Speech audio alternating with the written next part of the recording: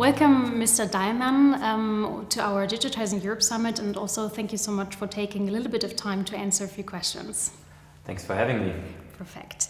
You are a German tech company and you have products that are 100% designed in Munich. And you just raised $50 million US dollars, if I know that correctly, and have a new investor, Amazon. How is that to be a European tech startup and working together with the Silicon Valley at the same time? How is your experience with that? So we have two investors from the West Coast in the US, one Amazon, and it's a very good partnership. It's actually really good, very inspiring to also see other perspectives on our business and our board meetings and so on. And they're very closely also involved in trying to help us wherever they can. So it's a very good partnership with Amazon and Energy Innovation Capital from the US. Is it a challenge for a tech company to be founded and built in Europe? Do you have challenges as, for example, expertise, infrastructure? If you compare yourself with companies in the Silicon Valley, is there something that you face that you would like to change? I mean, of course, when you have a product and you start selling it in the US, you have a very big addressable market a lot of consumers speaking the same language, having the same cultural background. So it's much easier, for example, compared to starting in Europe. Our company, pretty much from day one, we started to sell across Europe in all European countries, and we were facing the topic of translating everything in different languages.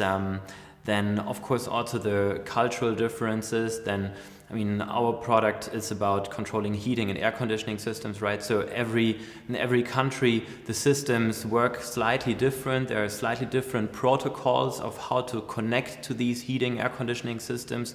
Then in the UK, you even have different power plugs and so on. So you have to manage a lot of complexity here in Europe versus the US, where you have a big country with a lot of consumers with one language. So that's definitely a challenge which you are facing when you're a European company and compared to a US company. Of course, also things like tax declarations and a lot of administrative things. So when you hire someone in France from a German company and so on, there's a lot of complexity. I don't want to go in detail here today, but it takes more time, more effort to build a company to the same size in Europe versus the US.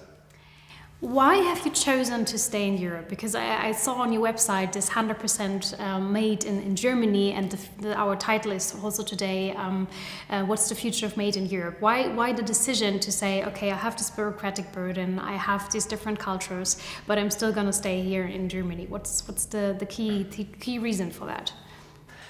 It's a good question. I mean, me and my co-founder Johannes, we both lived a few years in the US as well. So therefore, there could have been the chance to also do it over there.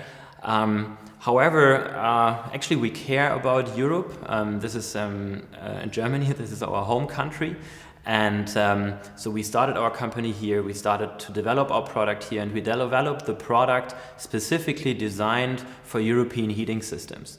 And also, like a year after we founded a big US company from Nest, which was founded by Tony Fadell and immediately got several $100 million funding from Google and others.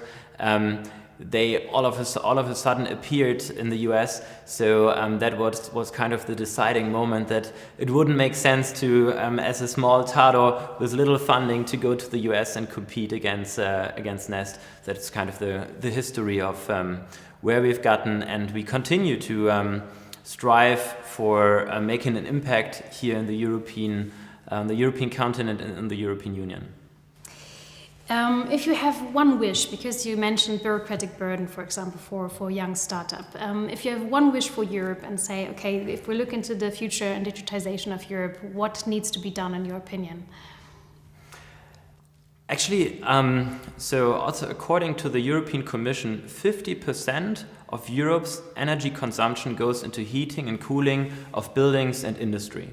So 50% of all energy consumption in Europe, this is huge.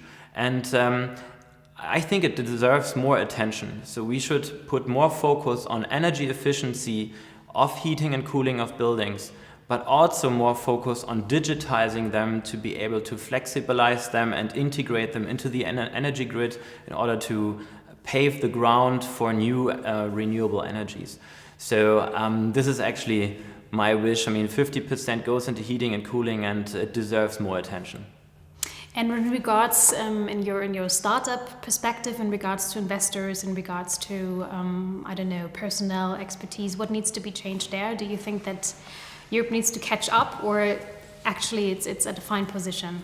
Yeah, I mean, I think, for us, like the different, the tax system, having employees in different countries. I mean, this is really, really complicated, and we spend every year hundreds of thousands of euros to hire Ernst & Young's, KPMG's and so on of the world to get this under control.